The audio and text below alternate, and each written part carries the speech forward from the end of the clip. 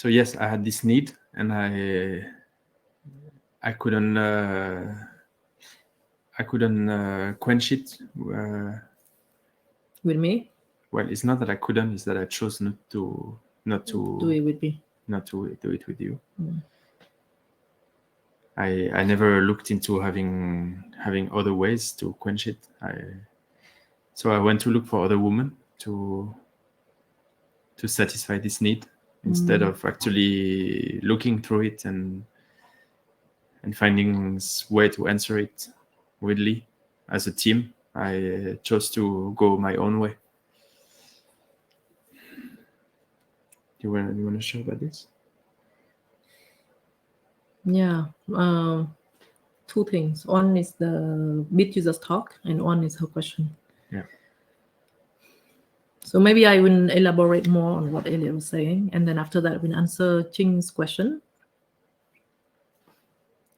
Is that the even like Eliott is turned on by like by the sight of a woman looking dirty, cheap, vulnerable, sick, posing like an object, and have no self-esteem. Like, you know, this kind of what do you call, like, I don't know what's to call, like humiliated, like a humiliated naked body female that is in complete like no self-esteem, nothing, you know. Like if you find very, very like certain category of porn or of sex that a woman would display, that they're completely trashed and ready for the men to abuse anytime, and they, from their eyes to their look to the body to everything, there's no dignity, nothing.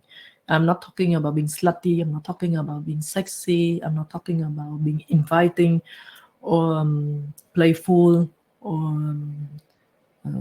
something that is the taboo. I'm talking about this particular humiliated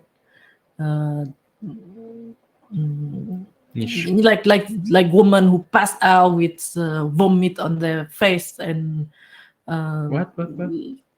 Oh, that's not true. Vomit or cum? Cum, yes. Vomit, come no. or vomit. No, vomit, no. But if the woman look trashed, trashed out, like completely trashed out. That never excites me to see vomit or to so trash. Must be trashed out. Let's just say used, sex. like abused. Abused. Yeah. Sexually abused. Sexually abused. Yeah. So sexually abused. Doesn't have to be gore or trash. But there has to be a trust in it to make it look like she's actually abused. If she's abused and she look with dignity and she stand the camera and she has blood, it's not the.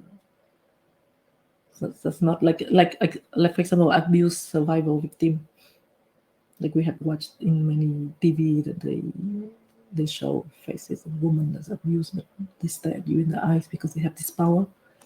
Then it's not what you turn you on. It has to be like with full obligation and being completely taken over and weak. Okay, these words, right? Yes, I agree. So Eliott will be turned on by this, and of course he would hate this. You would hate that you were turned on by this, and that's been many years already before meeting me, right? And then we found out that he don't accept this very primal sexual reaction in him, and his brain keep telling him it's wrong and it's stupid, it's dirty. He suppress it more, and as a result, he actually seek for it without admitting it. So you would try to recreate it, or you would try to find porn with it, or you would go and make it happen with prostitutes, or So again, the problem is not the urge itself, but the suppression. Because if you have this urge and you recognize it, there would be no confusion and call it fun, or call it sex, or call it with different names so that your brain don't judge it. But you would know that, I have this urge, I have this urge, I have this urge. And it's okay when it's an urge. I just see through it, and I can turn it into being playful with my partner. Or I can see how it coming up when I see woman being in that situation. But I will not be controlled by it, and I will not be led by it to go and hunt for it and be resentful if I don't have it. And then at the same time resentful of myself when I have it. Right? Yeah. Because of self-judgment. Yeah, because you judge and you suppress it. So we talk about that, and then I answer Ching's question. So need, yeah. I think for a long time I already give up the need to be certain way sexually with someone, because I talked earlier that I was quite frustrated in the beginning when we are not on par sexually. Like things that I introduced would not be well received by Eliott because he's shy. Oh, I judge myself most of the time. Yeah, More than shy. Eliott would judge himself. Like he would share with me some of his fantasy, and then I would make it happen, and then he would be closed down and scared, even though he loved it. So, and then many other time he's like, how we approach sex differently. You as a quick release, and me like prefer to like savoring and enjoying it over a long time. Define long time. Whole day, a week. All day. And a week without ejaculation. So and I made him suffer because I react strongly when I don't have my need, and he made me suffer when he doesn't have what he needs. And then because of this suffering, I, through observing of my own attachment, that I let go of this. So for, I think, at least 3 years, I already let go of this need that sex has to be blah blah blah, has to be like this or this. So actually I became very easy with him, except that I would not allow him to abuse me and not realizing it. Like if he knows what he's doing and it's a game, then I don't feel bad about it. But if he insists to call it love, or if I'm controlled by it, basically, yeah, if he's a slave to it and he completely close his eyes, then I refuse to be, partner in crime. I refuse to join him in this blindness. And basically my refusal to him was not because of the act itself, but because of the blindness. I don't want to reinforce it. So talking about need, I don't have more or less need, but yeah, Eliott always had need. And with living with a person who doesn't have need, meaning that if he comes to me and if he approached me, I would be open to him sexually, but I would not chase after him for sex. I would approach him and I would like flirt with him, but not desperately like wanting sex and be angry if I don't have, or hurt or cry. Even though I know for guys it can be so sexy when a woman cries because she doesn't have enough of you. I used to be like that. But not anymore. And he feel more insecure. It could make you feel more insecure. Because you always told me you don't feel that you wanted by me. Yeah. And I suffered from it. Yeah, you went searching for other who wants you. Yeah, actually I did. Yeah.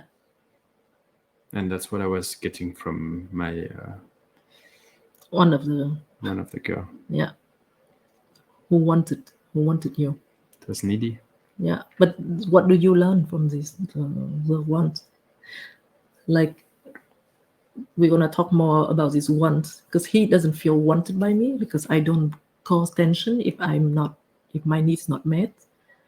I actually so happy if I touch him, I kiss him, and he like cold. I would be it's all right.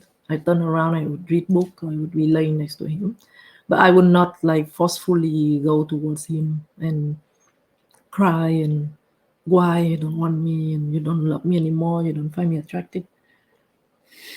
I don't do this anymore. Like I'm fine. And he suffer because of it, even though you pull away, right?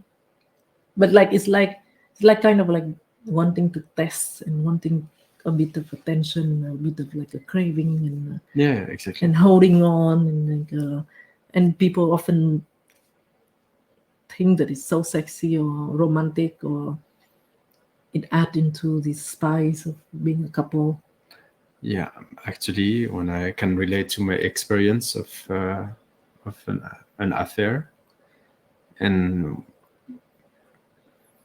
with this woman, I thought at first it was innocent how she wanted me, and Yeah. very soon I realized that it was she was very needy, and it really put me off at first. But yeah, something inside me actually wanted this very much, and I still went for it. I went for her and her need, and I tried to answer it. But now that But why you were answering it, you actually I hated it. didn't find her, like you didn't want her. You Yeah, just no. want this neediness from her, right? Because Yes. we talk a lot about this. Yes, we did. That despite that she show that she wants you so much and miss you and really wants you, and you answering it like enthusiastically because you really like this, you actually didn't like or want the woman, Yeah, that is true. right? Only when I take the time to realize this and see it, only then I see that it's amazing that you have no need, you know. It was like horrible for you, right? Yeah, it was. But I always say I don't need you, Ellie. I don't want you. This I was, never want you. I'm this was with a you. big part of the reason why I went to see other women. Yeah. And I know by saying that I put you off, but I do want you to hear it and to be like angry and then to actually realize what it means.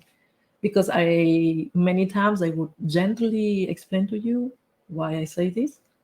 I actually tell you a lot that I'm here with you now and our life is so amazing and it's nothing but love and intimacy. Why do I have to want you? You know, like a hungry person, you know. But I think it doesn't talk to you because for you being wanted is so empowering. yes. It like validates you as an object, right? And then yeah, so you got what you want. Someone wanted you very much, I hated it. and you hated it. And now only I see how with no want, every time I approach you, you're actually so open and so free with me. Yeah.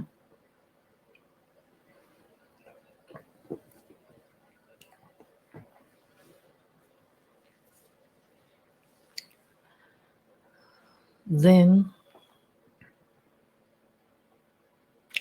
yeah, I think we will keep this video. We think of chopping into small parts and maybe put it on YouTube as well. So yep, yes, we will keep this video. If I look beautiful in it, I will keep it. That's the the first criteria.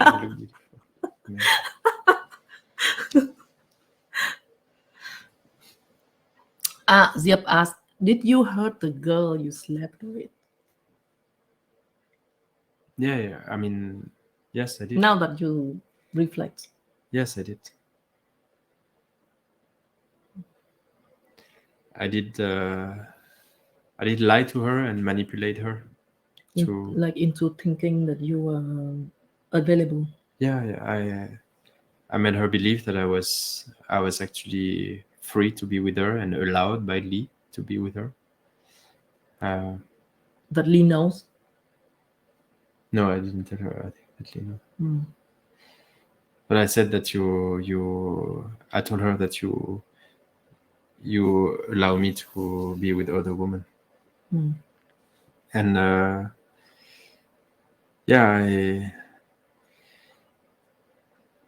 of course I hurt her, because she's also a human being, and despite she has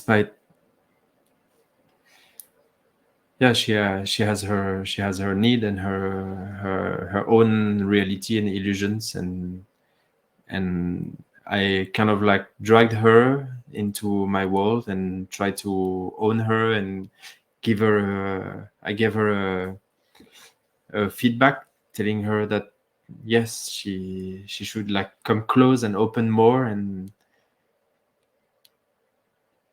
then when I suddenly realized what I was doing, I dropped her. I dropped her like a You were taking her on a trip in in our car in Nha Trang, and you were carrying like she Like actually flew all the way. Yeah, she flew to Nha Trang to see me, and I took her. I asked Lee for a day off and a night out by myself, and I actually took this girl on a trip. And about 2 hours in the trip, Lee called me and she asked me, "Who is this girl?" And she told with the name and everything, and phone number. And then I told her a part of the story, and I told Lee that I was driving away to go have a night with this woman.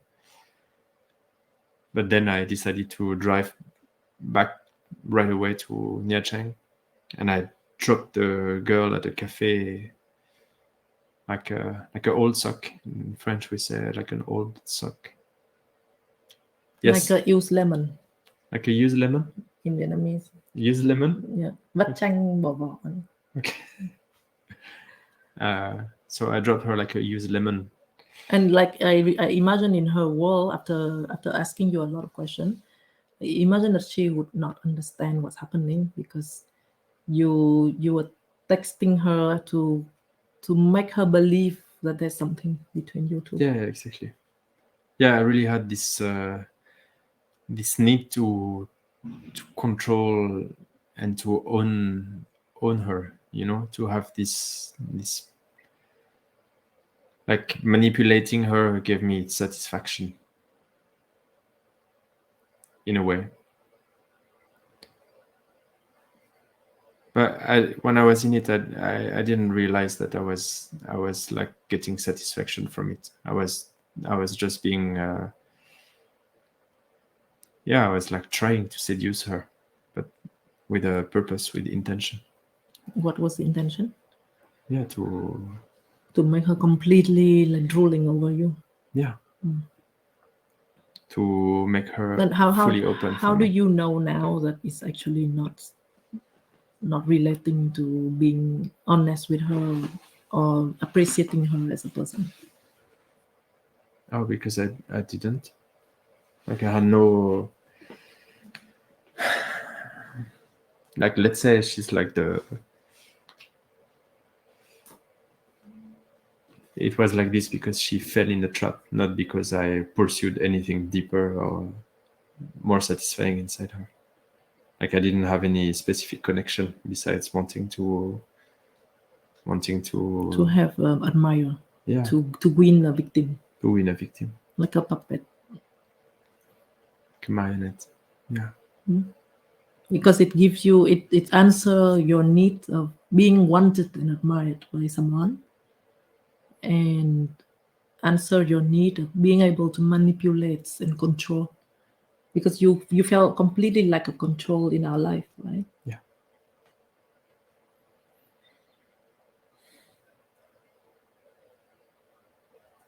Okay, we answer more questions. Yeah, from Thùy Linh.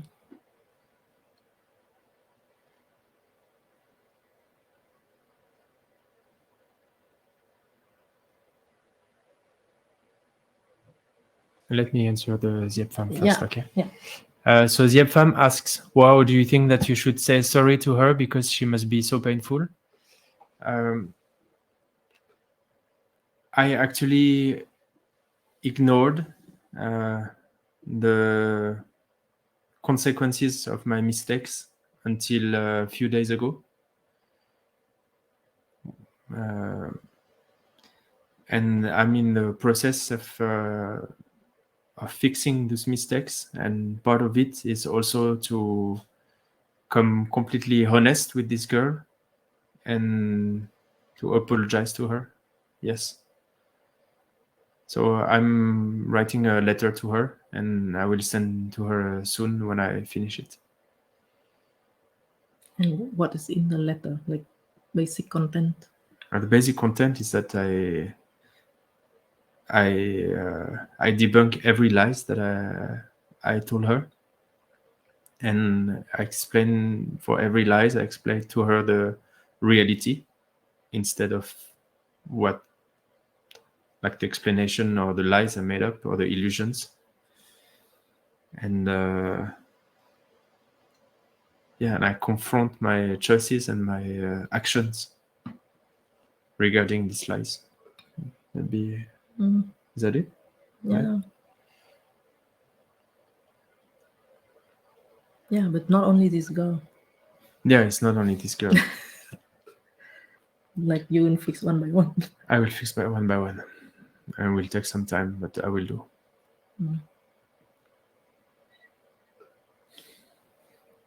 Yeah. Then feeling.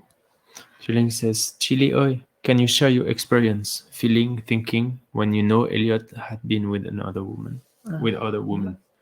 So it comes in layers and layers and layers and layers. So my first thought when I called Eliott and he started like, what? Who is this girl? And who is it that you're talking about? I'm like, don't ask me question. Answer my question. Who is it?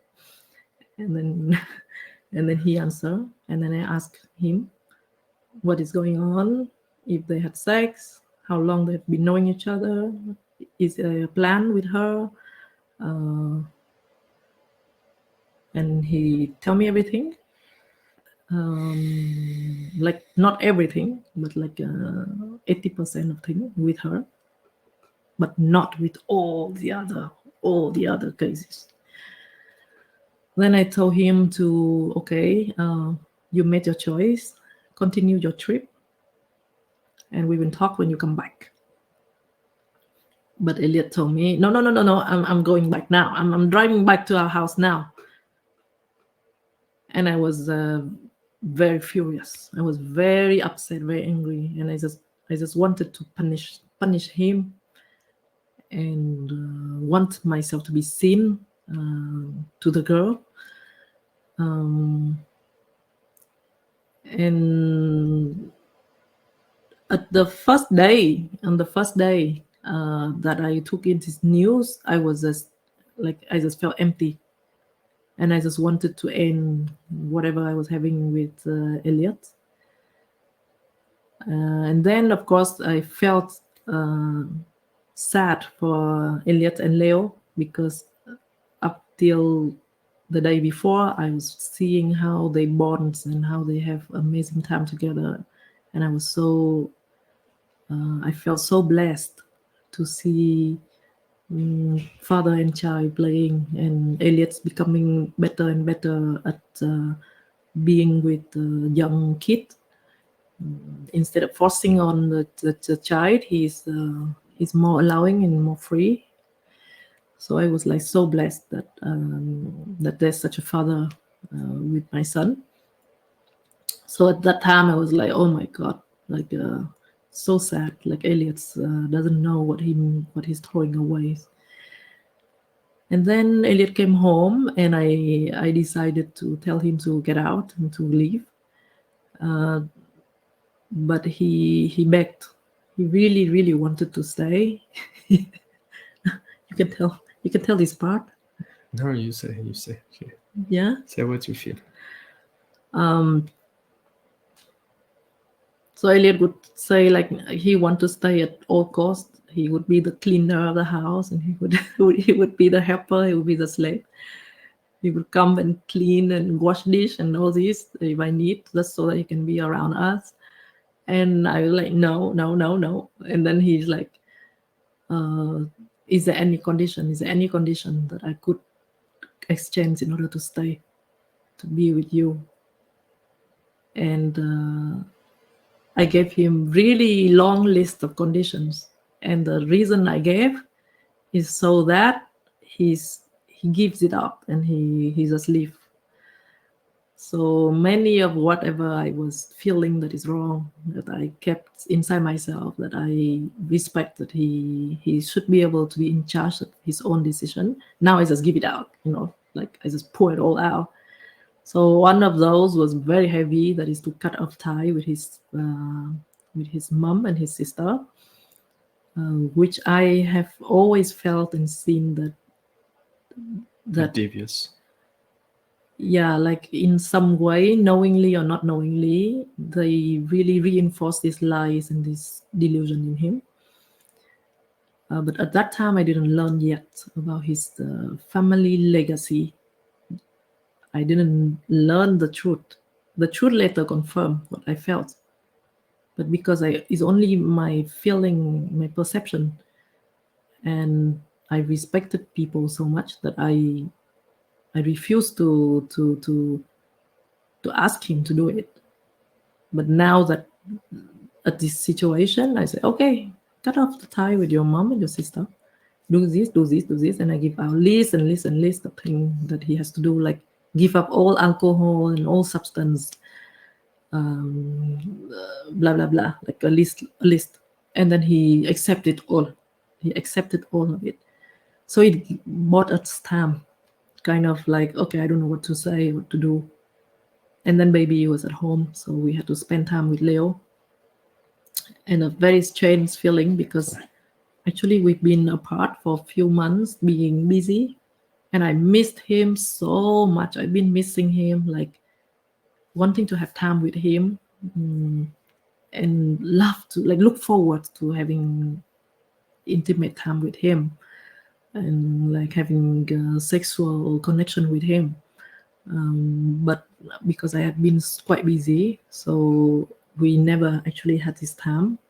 Or actually, when we have this time, Eliott would be deep in his depression or resentment or looking for other woman, that he's not available for me, and I would be accepting it.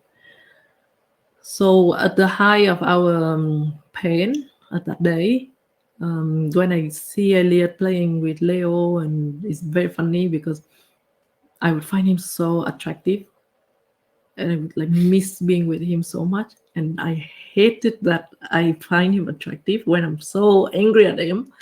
So I would yell at him and I say, Eliott, you look disgusting. Wear something, like cover up your body. I cannot look at your skin. It's disgusting. So Eliott would be like, okay. And then he would go and he would like wear clothes that is horrible, like winter clothes in Nha Trang, sunny weather, to cover every part of his body. And I find it so funny. funny. Yeah, I find it funny. I'm so aware that's what I am doing, and I also find myself funny. But I had no idea. Yeah, Eliott was very like obedient. And then the second time was when at night we were very sad, and at night baby already slept, so now we have more time. And like again, Eliott would just dress normal, like black singlets or something. Yeah, black No shirt. Yeah. Black shirt and black shorts. And he would walk in and out of the room. And then again, I would find him so attractive. And I think this is because it's built up in many months that I miss him, that I want him, that we don't have time together. So it's still there, and always want to express. I would find him so attractive, and then I would like, I hate it. And then I would like again tell Eliott, you go put something on, cover your body. I hate seeing your body. And then again he went and he would wear winter like sweaters. He would wear sweaters. Even in the pool we went with Leo to the pool, and you asked me to wear something, so I had to wear shirt in the pool. Yeah. It's hilarious.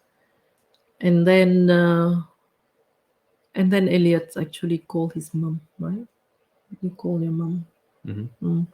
First time. Yeah. So Eliott would call his mom. I still have the photo.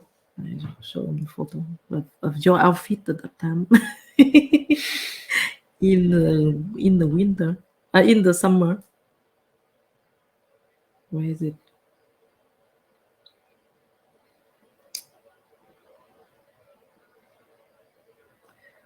Yeah, I'm looking. Before that. It's way before. Yeah, way before. No, here.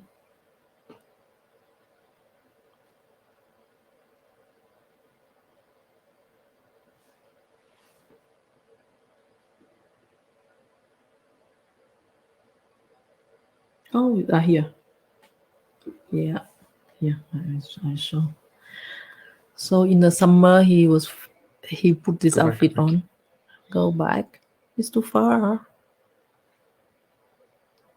I think that it's like I have to be next to. I have to be next to it because it is focused on my face. No, I just focus on this area. Yes.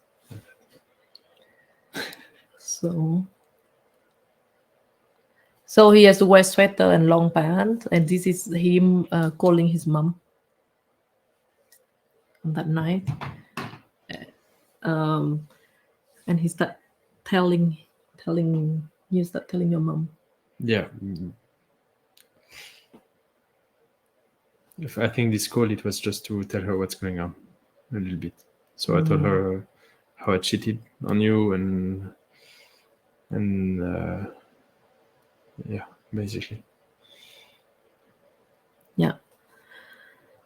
And then you also actually told her that you have chosen to cut off tie with her in order to stay with me, and she was like shocked. I told her that she's poison for me, and she cried and got shocked, and the call is about 30 minutes, and after that you kept the phone down, and suddenly the tension reduced, like it go down, like all the tension we felt before, suddenly it broke, boom, like that.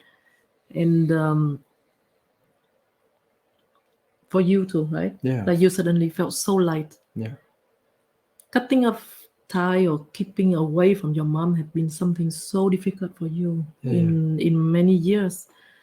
Like I would describe your relationship with your family is like codependency. Where you like depend on each other to maintain happiness, and it become very suffocating for you at least. But you never could break away from it. And this request that I said, not because I want it, but because you asked for conditions, and I'm like, okay, here, if you want. And then I thought you can never do it. And then you also thought that it's going to kill you, like it breaks you apart. But surprisingly, after the call, you felt relief. Yeah, I felt great, actually. And we're like, why we feel so light and so relief?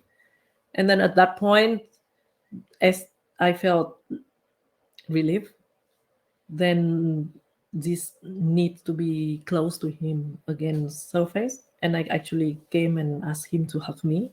So we hugged for the first time. And in 2 days. First time in 2 days, but actually also first time in like in many days that you actually there for me, right? Yeah, that's true. In a month maybe. Yeah. So we hugged and he cried and blah blah blah, and then we talked. So like whole our day is just spent talking, and me asking question. So emotions, like any question, any confusion that came up in my head, I would ask him. I rather ask than imagine an answer. How was the other woman? What did he search for in them? Is there something that satisfy him? Blah blah blah, and then I would learn more and more about the situation. Then we would make love. Second day, yeah. And then actually, surprisingly, for the first time, I could feel that Eliott is completely passionate and honest and vulnerable in sex, during sex, that he's there and that he's completely like 100% there, vulnerable with me, not in the position of someone who control and know everything, but in the position of someone who's vulnerable and willing to be vulnerable. So our sex become better and better, surprisingly. Yeah, so we have great sex, and like it's like every day we could have hours of sex Whole day. whole day, and then cook, hungry, eat something, take care of baby, wait for baby to sleep, and then again talk and talk and talk and talk and talk and cry, and then have sex, and then And then it's maybe morning already. huh And and then it's then morning already. We would sleep very little, and yeah, so my emotion would range from many things, but like I have explained before, there are two distinctive parts. One come from my head, the question I would ask him, or one would come from my imagination, then I would brush away. But if something that is I needed to know, I would ask Eliott instead of guessing or making up stories.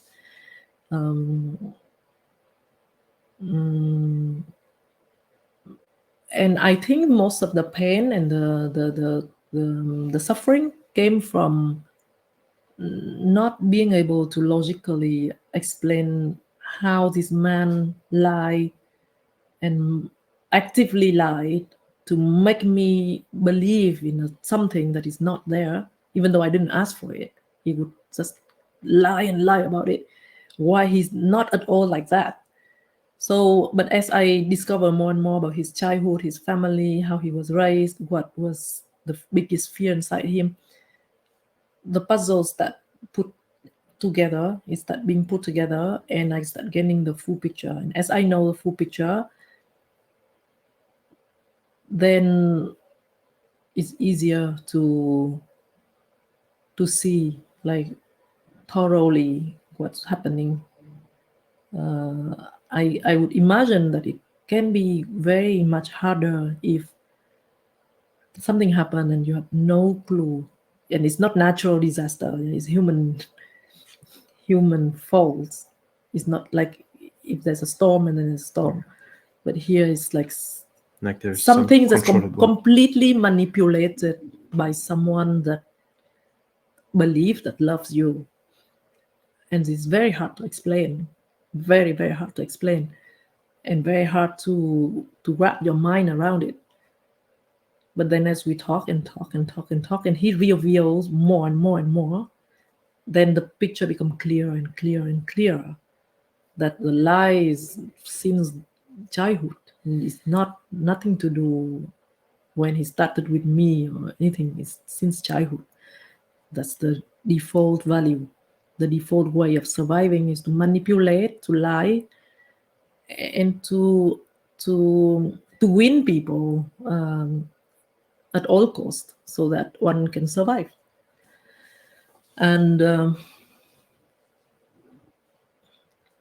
I still remember when Eliott decided to tell me once more, and but this time full truth, because he started realizing that he's still hiding, and he's still trying to cope with hiding and think that, oh, Lee only knows this much and it's okay, and now from now on I will walk the path of life and light and truth.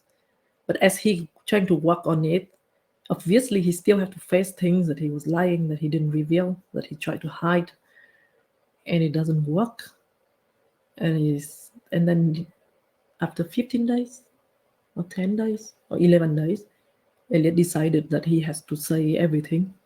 15 years. Yeah, and I asked for every detail. I said, you have to tell me everything. This is not because I want to know, but I want you to have a chance to come clean, to take up all this trash, all these things that keep you down, that makes you feel less integrated, that makes you doubt yourself, judge yourself every day when you're with me. You just put it out, put it out, put it all out, put it all out here. Like, make yourself transparent and then you have a clean start. And then he did that. And I also explained to him how my sexual experience, all the things that he was finding it turning on, that he judged, that he suppressed, things that he tried, things that he never get to do in his life or whatever. I also went with this kind of experiment. I went full length. I was victim of abuse. I was admitted in hospital because someone like took me when he was high with drug and took me like a whore. And I went through life and death experience, being abused sexually at my will, thinking that it's romantic. So I saw myself in many of these women that he spent time with. I saw myself going through exactly the same thing that they're putting themselves through, having low self-esteem, mistaking definitions on love, sex, intimacy, neediness. And I told him that because I've been through all of this, I don't judge it. I actually know it very well, very, very well. And I would be able to listen to him if he has anything to share or to question or to explore with me. And even if it's something I haven't explored, I would be free enough to, together with him, explore it with understanding and with awareness, not because we are slave to certain boxes of relationship or sex or whatever. So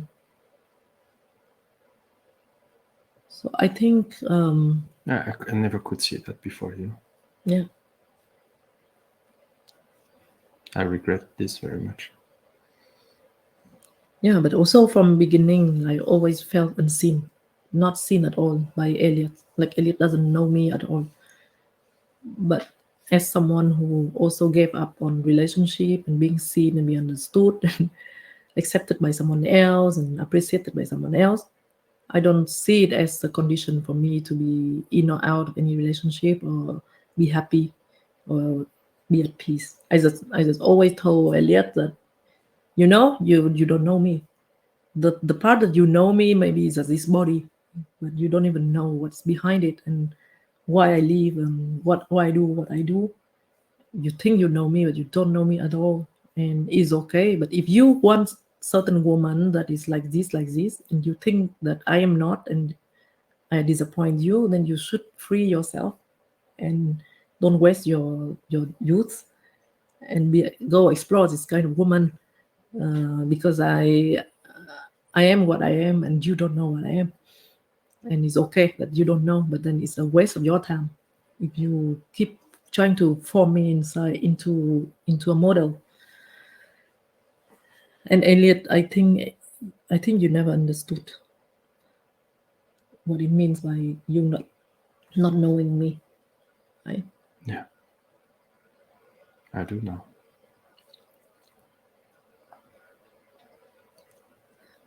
So what else? Yeah, but then the biggest drive force for me is using this experience again as my elevator of truth and of being truthful to myself and of understanding more complexity of different delusions, how delusions are formed. Very interesting case of exploring with Eliott. And yeah, so it's the thresholds that lead me in all this journey is still the truth within myself.